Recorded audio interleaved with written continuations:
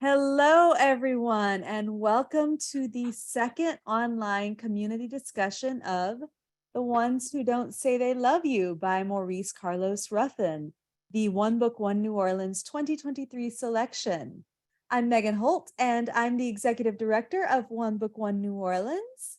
In a nutshell, One Book, One New Orleans selects one book each year, and we encourage everyone in the city to read the same book at the same time, with the idea that we'll grow stronger as a city through a shared reading experience. But when we do that, we have to recognize that approximately 27% of our city is struggling to access books and literacy resources. So One Book, One New Orleans does the very best we can to break down the barriers that would prevent that access, whether the barrier is poverty or incarceration or low literacy or visual impairment. We work with a network of community partners to make sure that the book is accessible to folks from all walks of life who may otherwise not be able to get their hands on it. We're really proud to say that over the past few years, we've put about 6,000 books into the hands of readers across the greater New Orleans area, and that number is growing every day. And then to bring all of these readers together, we have a series of free family events. You will never find a One Book, One New Orleans event that doesn't welcome your children, so that childcare is not a barrier to you participating. The events are not geared toward kids, but your kids are certainly welcome. So bring them, feed them the food that we're going to offer you when we're in person. And when we're in person, we're also in a different neighborhood every year, so that we can make sure that transportation is not a barrier for you. And we also hold these online events so that folks from around the country, also folks who might otherwise find themselves, unable to come because they just can't leave their house for a number of reasons, can participate. So accessibility and breaking down barriers is the name of the game. We're really excited tonight to have as our facilitator, Tamela Gordon, a local writer from New York, but now living in New Orleans. She's currently on the board of Third Lantern Lit, and she just turned in the manuscript for it. I'm going to butcher this title, so I'm only going to say the first two words, and you can tell us the rest. Hood Wellness. And without further ado, Tamela Gordon, take it away. Hi. Hello, everyone. I am so excited to be hosting this book club session, first of all. And so thank you for having me. Thank you for holding space for me, because I know that we are already in the groove of things. My book, is called Hood Wellness, Care That Is Communal and Inclusive from People Who Have Drowned on Dry Land Many Times. It's very wordy, but I wanted to have some fun with it. And essentially, it is about self-care that is away from the American wellness standards that we're used to.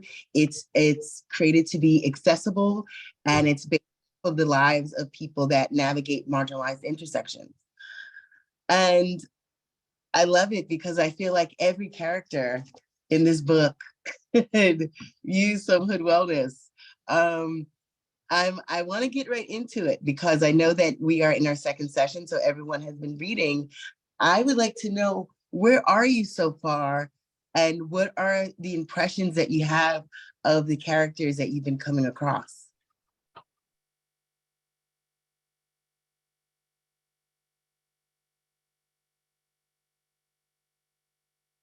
Hi, Sarah. I can't hear you. I think it's still, oh, do I have to turn it? Maybe I have to do it.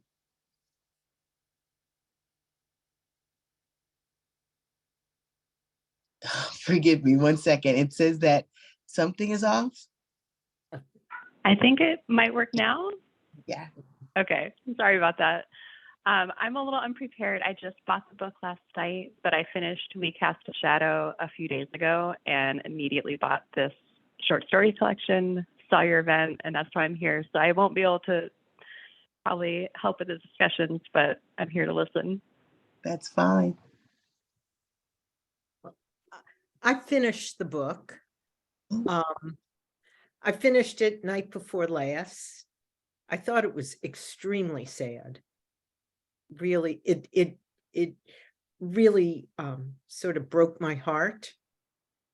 I think the last story, which was much longer than all the others, was not as devastating, but it left me feeling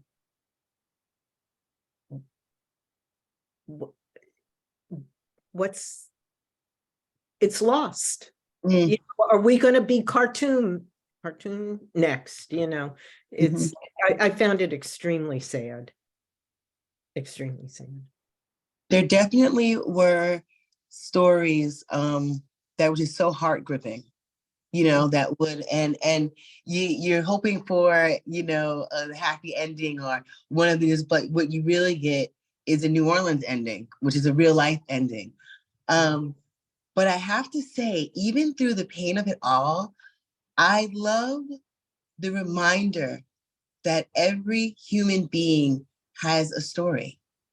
And we get so used to navigating, and I say this as a New Yorker, I'm probably one of the most chipper people in New Orleans that you'll meet because I'm so happy to be here. Because I am child free and I don't have a pet or a partner. I quarantined in Little Havana for 2 years. So I was very isolated. And this is a city that is so inviting. And it's always reminding me to slow down and get someone's story and appreciate their story because it often is part of the reflective of New Orleans.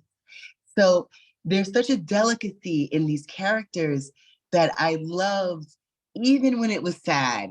It was just a reminder of, you know what? I'm really going to be a lot more pleasant when I'm getting my Starbucks in the morning on Magazine Street.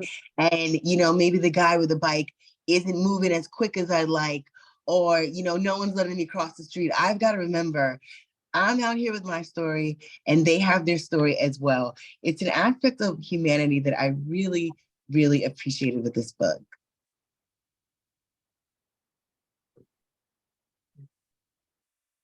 And just kind of going off that, Tam, like when Maurice talks about the book, Mhm. he says, I wanted to put on the page the people that you never see on a page. I want to put down, you know, the guy from the East. I want to put down my cousin, my auntie, just everyone that I come across in this life that never makes it into a book because we're ordinary folks. And that's what he wanted to see on the page was the people he saw when he was walking down the street. I love that because it's so hard to describe the city. Beyond the fun and the food, you know, you get that all of this. And even with my own family, it was a little disheartening to see their shock at the texture of the city outside of the good times and the partying. Like, no, there are different various communities and there's so much to offer outside of, you know, what you would get on television. And I love that the ones who don't say they love you really gives you a lot of that. And it's not easy to do because this is just such an amazing and weird freaking city that I never know how to describe the people and the vibe and the location of it all, how the weather affects us and the climate, the politics affects us in ways that really are just indescribable in so many ways, but you can find it in this book. And so I love that he points that out, that he really is writing for the people that you don't read about. Speaking of his writing, does Maurice's writing remind you of anyone, or does it inspire you to necessarily read anyone? Because I'll say it's so unique, his ability to capture diction and dialogue. It makes me crave Zora Neale Hurston because it's another writer that you feel that, right? And you can get it in his prior work as well. There's a magic in capturing proper diction and doing it in a way where it's not being flamboyant, but it's also not being too tight. It's just so organic in his way on how we speak here. And it reminds me of Zora Neale Hurston and the language that she used. And what I love about that is back then, everyone basically wrote her off for that. And now we hold it to such high esteem, but you don't see it duplicated very often. And you don't see people from other regions, because she was from Florida. And you know, there's that Alabama in the middle, but we don't get to see it too often here. So I loved his ability to capture the New Orleans language. Hi, Liz. I think it's so awesome that you brought that up, because when you were talking about the way he was telling everybody's story, I was immediately thinking of Their Eyes Were Watching God. And I try to find the quote, but she does that. She tells everybody's story in that community in Eatonville. And I find it, but she has this quote that says, like, self-revelation is everybody's deepest desire. And so that came up in my mind when you said that everybody in this collection gets their story told. So that's super cool. I'm going to find the quote so I can share it in the chat. Yeah, it's from that first story. I said, wow, I can't believe he knows how to do that. It's such a hard trick to do. And I say that as a Long Islander, and we have our own dialects, we have our own drawl, right? But to try to get that on the page, it doesn't slap. You know, it almost sounds like I'm from the Midwest and I'm trying to capture something. Meanwhile, it's my native tongue. So it's amazing. You really do not find it often. So I'm glad that we are picking up on that, because that really is a gift. And when it comes to being able to give a part of New Orleans to people who are not from here, it does something. What's up, Liz? I'm from Bayshore, actually. I'm from Bayshore. Stop it! I'm from Islip. Oh, wow. This is Yeah, great. my sisters are still in Bayshore, and my nephews go to Bayshore High School. Wow. My family is still in Bayshore. And it's funny because for me, my book, Hood Wellness, deeply deals with location. Because the more marginalized that you are, especially when you factor in your age, your gender, your resources, you can't just go anywhere. And coming from Long Island, I've always had access and proximity to affluence, but I've never actually had it in my home. So I've always understood the importance of being able to live in a community that at least has the resources that the opulent people have, so I can go over there if need be. And one of the reasons why I picked New Orleans was because I knew I could make it. I even have a friend who is also an author, A.E. Rooks, and she is, you know, probably one of my best community members I've ever had. It's just an amazing city for that. And well, I'm glad that came up. Region is a big deal. Yeah. Big deal. So far, I would love to hear, what is everyone's favorite story?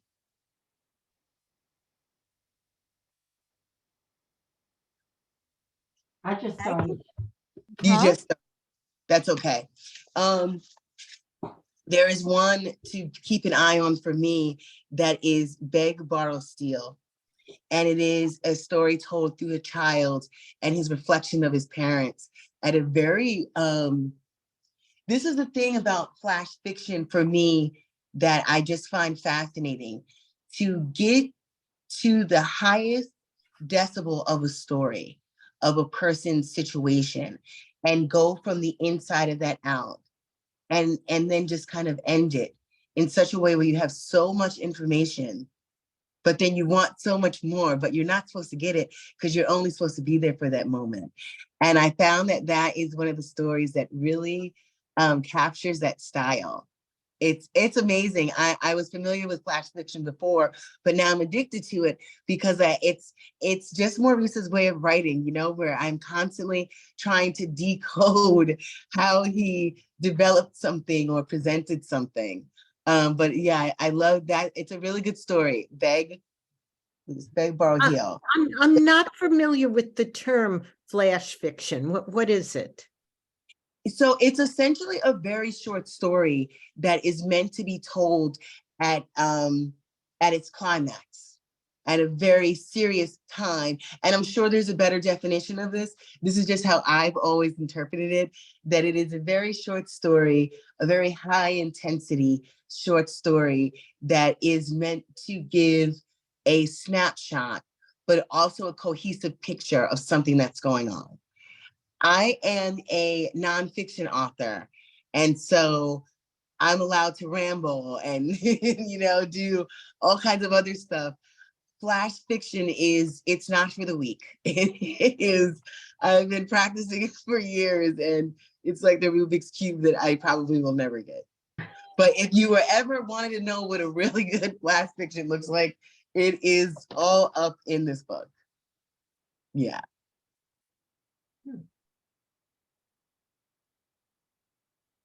I have two favorites. One is Ghetto University. Love Ghetto University so much.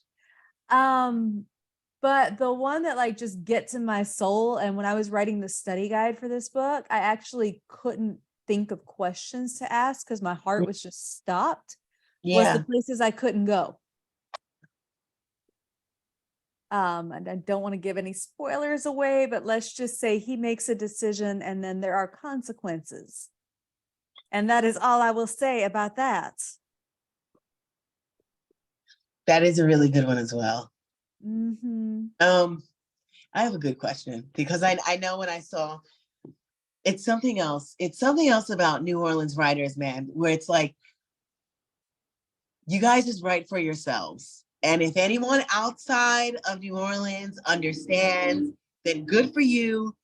But this is our community and our location. And I remember realizing that with Jarvis DeBerry and with his book, Feel to Believe.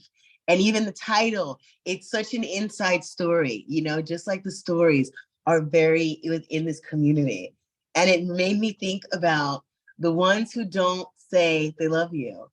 And how do you feel that title weaves its way into the book? For those, if you haven't read it, then it's just fun to think if that title reminds you of any New Orleans catchphrase or ideology, because I picked it up immediately. And then I read it in a review and I said, I knew it. I knew I wasn't the only one that thought that. The city that care forgot. So when you think about that, the city that care forgot, and the ones who say they don't love you, that's where they would be from. The city, so it's such a beautiful correlation. And when you read the stories, it makes you think about the ones who don't say I love you. And I think it goes back to everyone having a story. And that for a lot of us, the way our intersections are set up, the way that our lifestyles are set up, that you don't become the most vulnerable, softest person. And love becomes a language that probably shows up in solitude or even grace, subtle grace that you find with some of these characters within the book. But yeah, it's just something I was wondering, I was like, is anyone else thinking this? When I was reading the ones who don't say they love you and, the city that care forgot. I didn't think of it then, but actually what I'm thinking about now is the ones who don't say they love you is none of them could say it. None of them could be that vulnerable as to say, and maybe that's what I found so sad. Right. That none of those characters could afford to be vulnerable. And I think it is very reflective of what life is like to be a Black New Orleans and not have, anything from access to your freedom, to your equal opportunities, to be able to work and to provide. It really speaks to the impact of that. And it says something because, again, surely, some of these stories are a lot more tender on the heart than others. But even the ones that are the most down and out, it's almost like you have to remind yourself of where the story was made and the reflection of it, and what it really says about this city. And not even just this city, to be fair. I mean, if we're going to be real, it's this country. We all have our own language, and we all have our own, the way that we operate around and with and for systems of oppression. So this is just how it falls out in New Orleans. I think that what makes it feel so radical is we're not used to getting it so honestly and so raw on the page. I mean, there are some stories where you really do feel like you were on the corner of a store all day and you just happened to watch what was going on. And it makes you think about how many times, especially as people who identify as women, or just being a marginalized gender, how quickly we are to go in and to go out, right? Because we don't want to see. So there's so many times with this book where I feel like I'm waiting outside, and I shouldn't be, because there's no other way that I would get this story. Yes, Marsha. Okay, Megan is always showing us the cover, and I notice your cover is different than my cover. What is your cover? I can't see what it is. What is it a picture of? It is a photo of a handful of, I am not good with my flowers. So I don't know what flowers they are. Right. It looks like sunflowers, maybe? I can't tell. I can't see them well. Yeah, I don't know what they are. But hello, Robin. And then behind the flowers is a yellow house. So there's a good chance I got this book in late, maybe early this year. So this is probably the latest one. Okay, Megan, do you have any comments on the cover? Sorry, I was hunting for a really good picture of the cover to show you all. I'll see if I can get one pulled up. I know I got one from the publisher, but that doesn't help you any. So when I look at this, I really love the fact that the flowers are really clear, but the house is really blurry in the background. So when I look at that, and you've got this hand and he's sort of bringing this bouquet of flowers, which looks like it just could have been picked out of someone's yard, to this house.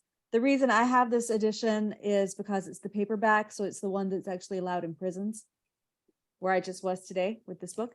And so this idea that basically you're bringing these flowers as an offering to the person in this house, but you don't really like see whose house it is. So it could be anybody's house in New Orleans on any block, right? There's sort of no identifying geographical markers. So but I love the idea of like you're bringing someone flowers, which is this gesture of love and affection, but it's then juxtaposed with this title, The Ones Who Don't Say They Love You. Yeah. What do you do with that, you know? So I feel like the irony that is in a lot of this book is really captured in this cover. And Marsha, there's something special about the cover that you have, the hardcover. You see the handwriting where it says stories on the bottom? That is actually, that's Maurice's mother's handwriting. I loved that.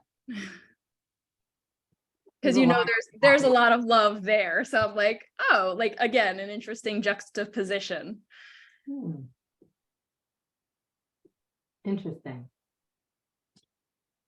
Because she probably told him she loved him. So it's just the story.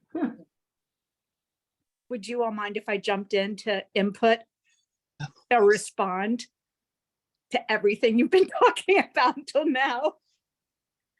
I don't want to take up too much time, but I would just like to say, Tamela, that I absolutely am following your thread of, sense of place, and do feel like every corner of New Orleans that I walk onto and around is such a part of my life and history.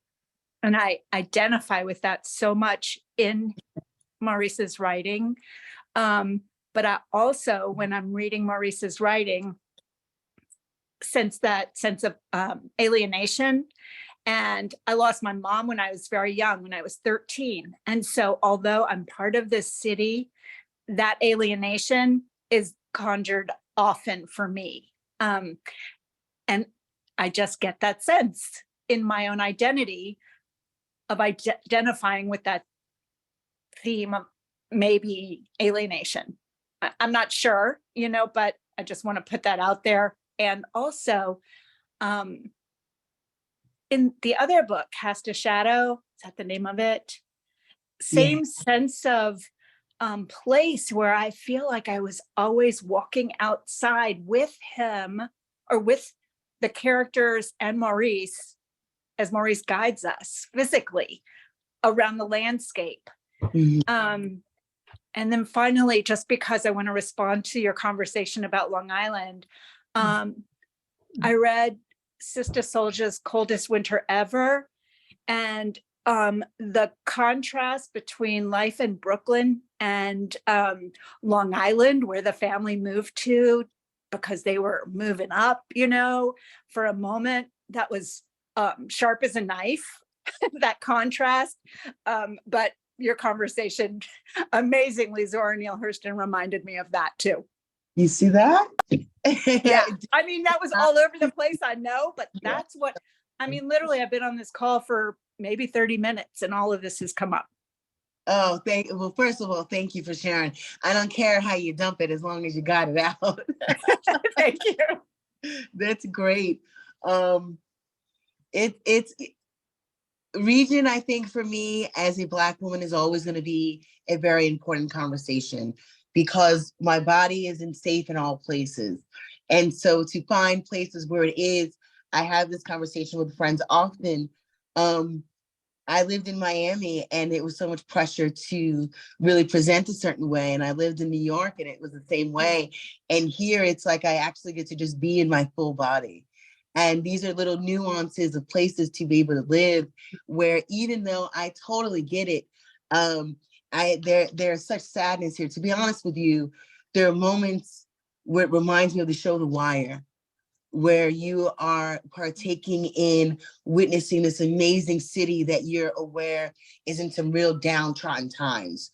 But then also there is brevity in areas and there's humor in it too. And I love the range of it all. But I'm glad that we are really speaking about this in regard of region, because to be, fully transparent, a city that is known for its culture as well as the infamy that comes with the crime and the things that you see on the news. To be fair, I live in the Garden District. I live. This is the first time, really in that borderline of the Garden District and the Irish Channel. This is the first time in my adult life outside of Long Island that I live in a place that I can just kind of go to the store when I want to go to the store. And I can wear really short shorts without this fear that I'm going to be inundated with unwanted attention, which I could not say in Miami and I could not say that in New York. And there is such a contrast for myself personally in being reminded on the other part of the city that is just as valid, that is just as real. And it just happens to be that for the first time, I'm not on that part. I'm not on that side. And so being able to get this honest take of it in a way where it's not giving trauma porn, it's giving real stuff. It's giving honesty, but it's not giving that, unnecessary babies out of the window and gangs taking over. It's actually quite clever in its delivery of giving, and if we were to be real, there is someone in DC that can tell stories that would look like this as well. It would have a different language, it would have a different politic, but it would boil down to the same thing. So it's really a win for New Orleans, honestly, to get someone to say it in such creative and artistic ways that offer more than just the crime and the downside of it. Also, the love and the nuance, the complexity. It's very complex. That end rant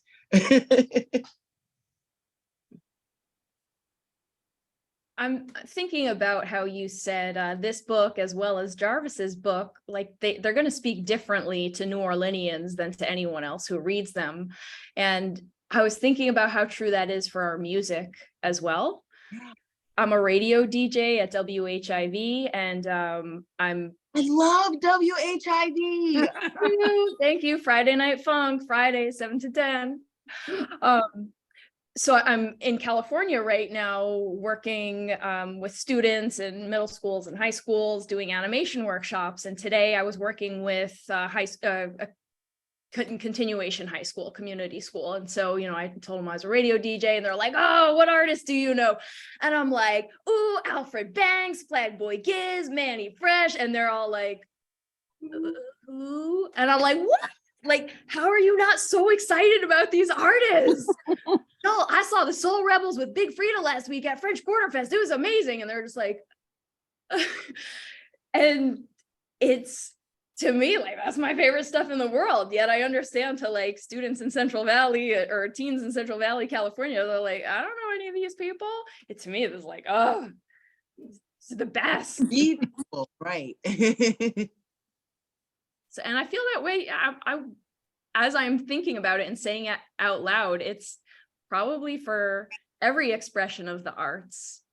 Right. Like, it's just such a unique culture. Absolutely.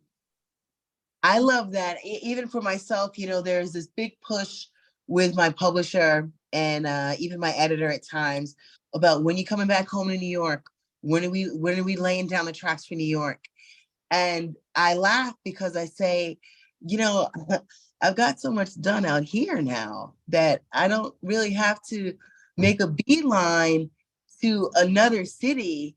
And I love where I'm from. I love, I love being a New Yorker, and I can never, and you guys wouldn't take me anyway, because the way the rules apply of being in authentic New Orleans. So I'm at peace with that.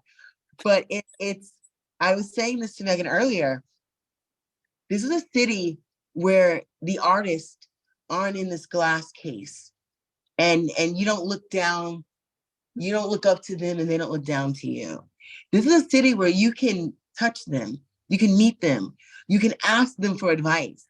The fact that Maurice is a New York Times best-selling, world-renowned author, and every time I'm in proximity with him, the room gets a little bit smaller, which is so not something that I can say as a New Yorker, born and raised. And mind you, I'm a high school dropout. I don't have any big wig connections. I came out of the mud to get here. And to be in the city and to admire someone for their artistry that is so well recognized, and say, you know what, I'm going to go to this event, and go to an event and get the book signed. And it was a writer's meetup with Third Lantern Lit. And I want to say it might have been just my second time being there. And what do you know, guest speaker Maurice Ruffin. Where else does that happen? Where your little ragtag group of writers that meet at the same coffee shop twice a month, and here we are with the one and only, and half of us have our book in our bag, just not even forgetting that, was it this week? Was it last week? It's an amazing, amazing thing, the city. And I try not to brag about it too much because I don't want everybody else to come here. But I think that's a big deal. And he is too just one of the most generous literary citizens ever. Like, every time I go to an event with him, he shouts out all the other writers in the room, and he's like, I love your book. I love your book. Your poem's amazing. And just the way that he sort of uplifts the writing community that lifted him up, it's really cool to see. It is. It is. Has anyone been able to be in conversation with Maurice about his book at all, or writing at all? You have, Liz? He's awesome, right? Yeah, yes, so awesome, totally humble, and completely accessible. Right, completely accessible. And happy to share and connect. Right. It's again, it's a very bizarre thing. To be a writer in LA or Chicago or New York is to know that you're likely to need to go up to the person. And if you're lucky, send them a DM in Instagram and hope that their people find it, things of that nature. Whereas here, I mean, I can remember asking Maurice, my book is in the wellness genre, and I'm a very huge introvert. And I said, how does someone like me get out there when I really don't want anyone to see me? And I want my writing to speak for itself. And I do kind of want it to go well. And he had the best advice. And he's like, well, first of all, we're all weird. So if you think you're out weirding anyone because you don't want to be seen, well, there's a movie called The Shining. We're all weird. None of us want to be seen. We're all, in our own eclectic little ways. And he did tell me that I should maybe try to contact Oprah or Reese Witherspoon. And I'm like, well, maybe I'll just grab my yellow pages and see if I can get a hold of Stedman. But it's just the general fact of being able to ask another author, one who is wildly successful, how do I do it too? And then have an actual tangible response on what that would look like. I love that. And I encourage anyone, if there's any event in which Maurice is either on a panel or hosting, do show up and do have questions because he will answer all the questions. One book will have a few of those. Stay tuned. Oh, good. Oh, good.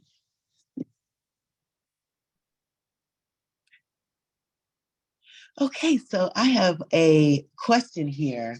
For those that have read more than one story, if you have found a theme or a pattern. I'll be honest, I necessarily have not. And I don't know how, I'm not even trying to be funny. That's a question off of Random House's book club questions. And I thought that was funny. It feels like a trick question because each of these stories is so incredibly different from the last one, is different narratives and different tones, different genres, different time frames. So if there is one, he did a good job of hiding that because I can't find it so far. I've only read 3, but they're all unpredictable. Like Exactly, all unpredictable. where they're going. They are but that's something that I like about it. And I think that is what makes the stories pair so well with the flash fiction. Because I mean, there's some of those stories where I honestly feel as though there was like a hidden commercial break. And I would literally have to go back and read that section and figure out how he was able to reconcile such a massive plot in such a small area of, I mean, again, and I think, the writer in me is just obsessed with his ability to cram so much story in so little space. It's fascinating. And maybe that's what is similar in all of them, if there would be something. So this flash fiction is a new concept to me. But when I think about it, I think like these flash mobs, that do the singing, when so what's consistent is the coming together and then going apart. Yeah, I think. I mean, but that's because you just taught me about flash fiction. But you know what? You knew what it was, Dina. You just didn't know how to name. Right. You knew what it was. You were like, these are really good short stories. Yes. And I also, I mean, I've got to say the people really resonated with me, and when you see people out, or even just listening to the news, which the last couple of days has been, the local news could have been these stories, these characters, I felt, in fact, I was just watching it this right before I got on here, and I was thinking, these people could be characters in the story too. that they're that real, and that sort of maybe that's it. I thought that they were more real than in the other book. The other book was there was much more of a fantasy element Mhm. in it. I didn't think that there was anything of these stories that didn't actually or couldn't actually happen. Right, right. You know? They all felt very real, very real. And I was wondering, where does he get his ideas from? That would be interesting to me. Do you know? Some Because of them are based on real people. they're in Well, such a different voice in writing as Mhm. from the point of view of a woman versus the point of view of a man. I found that, and that both sounded real. I mean, I'm Yeah. not a writer, so I was really I'd be interested to hear that. And sometimes I think if I get too interested in the technique or something like that, then I don't have to deal with the Mm. sad of the story. No. Yes. Well, you know what? That's like Toni Morrison reading, right? The intricacy, the artistry of it is so intense that even though it's the saddest shit you've ever read, you're still so fascinated by the way in which you're reading it. So you've got to go back to it. And Oprah had once said that to Toni Morrison. She said, you know, I keep reading it, Toni, but I have to keep going back and I have to keep highlighting it. And Toni Morrison told her, that's real reading. And so, you know, again, I just cannot emphasize enough the genius in his writing, because even as we're discussing it and unpacking the characters and the location, the contrast in tone, first person, third person, child, woman, regardless of the perspective, it's so real and it's so raw that you're reminding yourself that it's fiction. And you're trying to figure out, and we're all noting how we're kind of going back a little bit. And it's not as though these are, you know, stories that require math and you have to remember these characters. Not at all. Many of them are just 4 pages. But the level of intensity in it, that you're reading a 4-page story 3 times, he is absolutely a writer's reader, because there gets to a point as artists where it's not just enough to have a good story, right? And that's why I think so many of us love that question. Would you prefer to have amazing characters and an okay plot, or amazing plot and okay characters?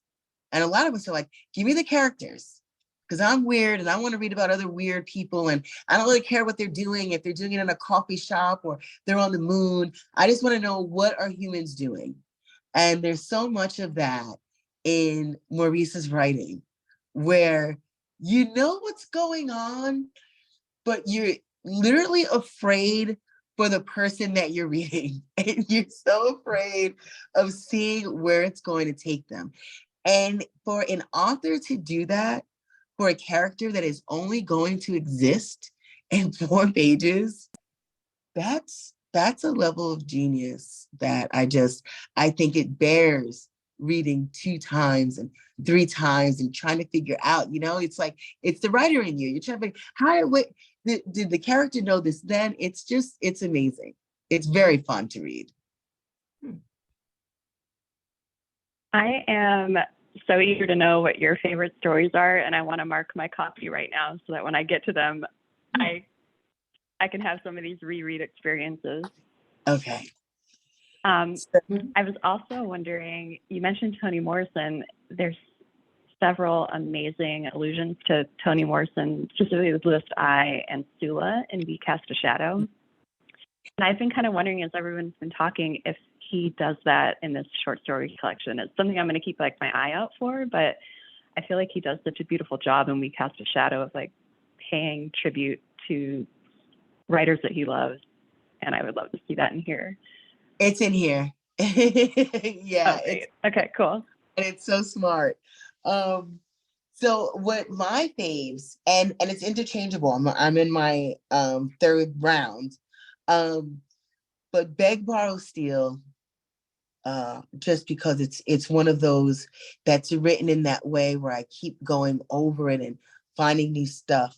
The Pie Man, really, really enjoy the Pie Man. Before I Let Go is another amazing one. It's just, he writes where it almost reads like a song, and there's some of them where it's just so well orchestrated that it sounds really well. And I don't know if I said Ghetto University, but Ghetto, just fucking smart. It's just one that is just so smart. Thank you. I can't wait to read those. Yeah. And I love that you mentioned he writes like a song. I think the epigraph is a music related epigraph. Like he opens, I have to get it open, but I think it's so maybe that's like was part of his, I don't know. It would be really interesting to pick up on the music in his writing with that in mind. Oh, I do remember at the community center, someone asked if he listened to music. And he said an answer that I think a lot of authors, it is a good song, a lot of authors relate to, is that you start out in that kind of very uniform way. I'm going to wake up very early. I'm going to write with the sun, with my chamomile tea, and this is going to be a very orderly. I'll put on my John Coltrane, and somewhere along the line, you're just writing at the airport, honey. You are writing in bed. You are writing whenever you can just kind of get in there and write. And so he didn't necessarily mention about the music that he was listening to, but he did say that he broke away from the pattern. Yeah, he was like, I had my special pen and my special desk and my special notebook. And then it gets to a point where it almost becomes confining, because then if it's not just the right way, then how can I sit down and write? And so he got to a point where he just was kind of writing anywhere. And I definitely have gotten to that point as well. So I know I can relate. I know it doesn't speak to your question, but it was music related. Can I went to hear Maurice at a bookstore, and I believe that he plays music for himself when he walks in and out. And he did talk a lot about music, I remember, and I messaged him because I loved the music that he played. And he had a really eclectic couple of songs he shared, and which I feel very grateful for, because it's always hard when you can't find that music that you love. So yeah, I don't know anything other than my experience at that book talk, but I think it speaks to the question. I think so too. I think so. So it's definitely fair to say that music is coming up on and off the page when it comes to Maurice, which is very inspiring. Are there any other writers in the house? You, Liz?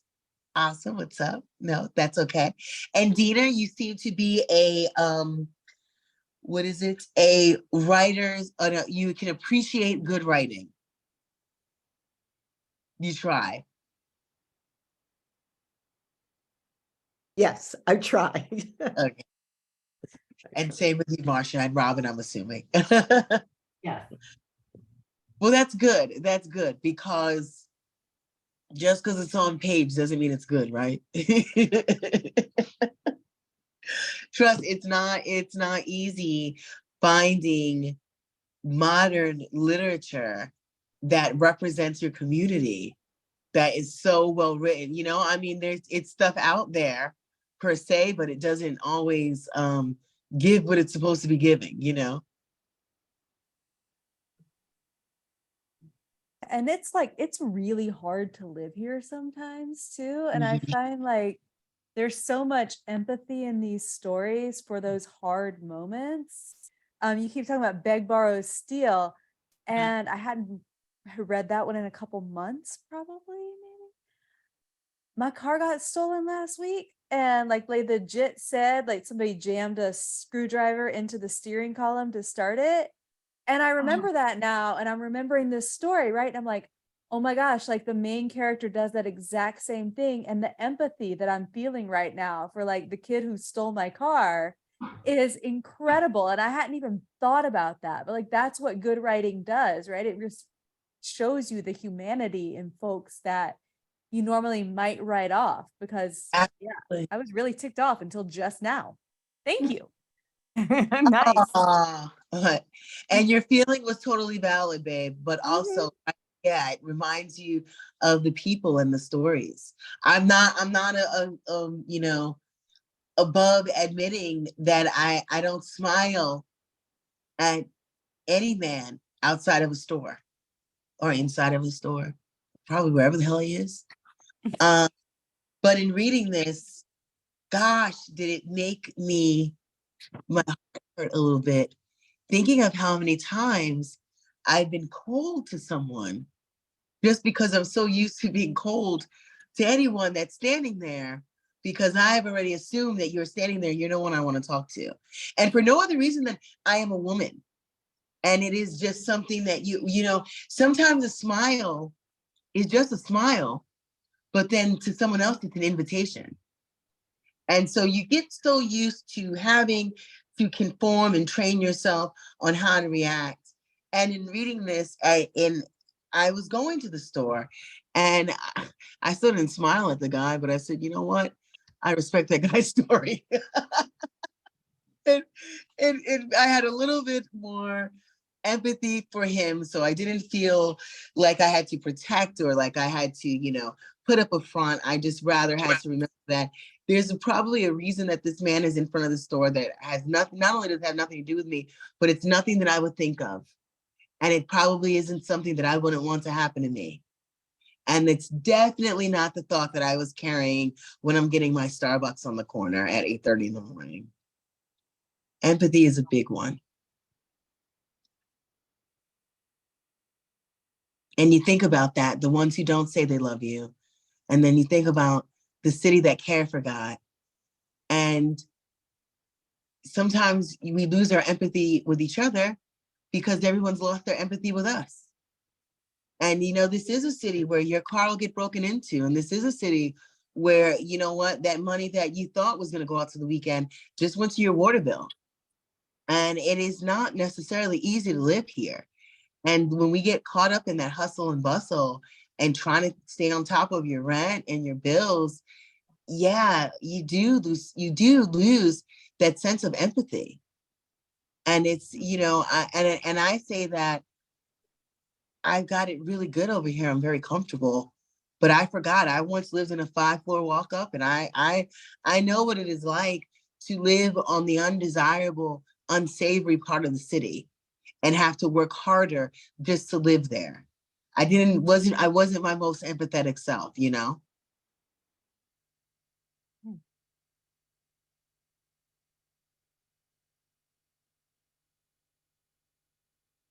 I'm chewing on something too, and I don't know how to bring it up. It's like, it's not just hard to live here. There's so many beautiful moments of joy in this book too. Yeah, that's what I was saying. Yeah. I love Before I Let Go, like the second line, whenever she hears one, she runs out the door, right? And I think it's Derica's got the daiquiri and she's dancing and she goes, that's a real New Orleans woman. You can't fake that. And like these just beautiful moments where you just feel the joy surge through you and you remember why you live here, even though it's hard, Yeah, you know? yeah, yes. There's always something to celebrate here, I'll tell you that. There's always something to celebrate here.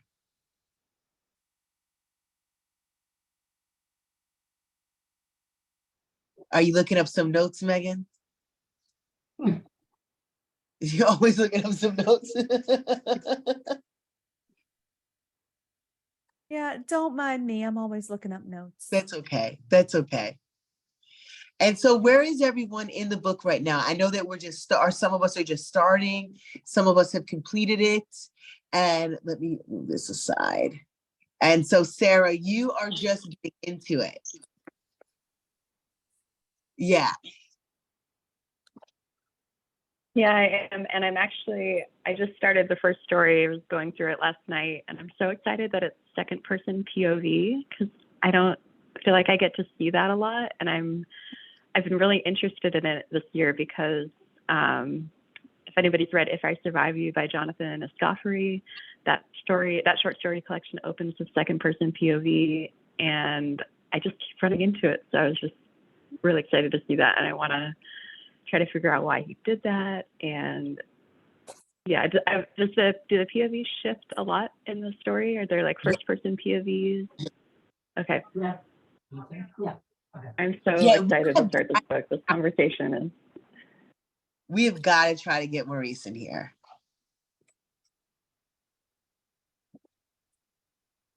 Text him? Yes. Do it. Like, Maurice, get in here. I know you just gave me 3 hours at the jail, but give me one more. Maybe the next round. We'll try to weasel him in here the next round. Thank you guys, but I will be here for that. Oh, thank you, Marsha. I will enjoy the rest of the book a lot more from all the comments. Thank you so much. See you next. Bye. Okay, bye. Bye. I'm looking forward to reading it again because I've read it once already, but being in this conversation definitely enhances awareness in a new way. So I'm excited about that. Oh, goody. Ladies, I'm going to put my Instagram handle if you happen to follow Instagram. And please follow me because I am under the name She Writes to Live. And I love talking about books. Oh, definitely. I'm following you. So I got an email from Maurice because I did send him the Zoom link. Thanks for today, Megan. Wish I could have been there for the Zoom, but I had to bring Ma to make groceries. Of course. Exactly. I think I have to go, you all. Good night. It was so nice being here with you. Good night. It was a pleasure, Dina. Until next time. Thank you. It's Robin. Thank Just you. because, Yeah, is Dina going Oh, too? Robin, I'm sorry. Okay, no, my whole video is messed up, and so that's why I keep coming in and out. Bye, everybody. Thank you Bye. so much. Right. And I'm gonna have to get going, but this was fabulous. Thank you, Megan, for sending this out. Appreciate it. I really, I think I'm gonna try to read the book again too, because I think that there's lots I missed. So thank you very much. Thank We'll you. talk about it on May 9th. Dina's book club is reading this book together. Yeah. Oh, really? Oh, I want in. Okay. Okay. Thank you. Bye-bye. And thank you. I'm going to head out too, and I will see you on Instagram. I've been following you, and I'm sure I'm going to have a lot of bookish things to talk about from these stories because I can tell I'm going to like them. Awesome. Pleasure, Sarah. Sarah, are you local? I'm not. I've actually never been to New Orleans, but for some reason I have been picking up lots of New Orleans books lately. Like they're just coming to me from the library and my book clubs. So I think I need to be local at least for a visit sometime soon. It's a sign, girl. Mm-hmm. It is. Thank you so much. I'm going to see if I can.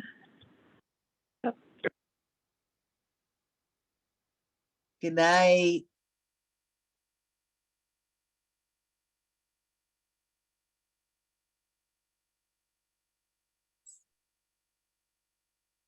Are you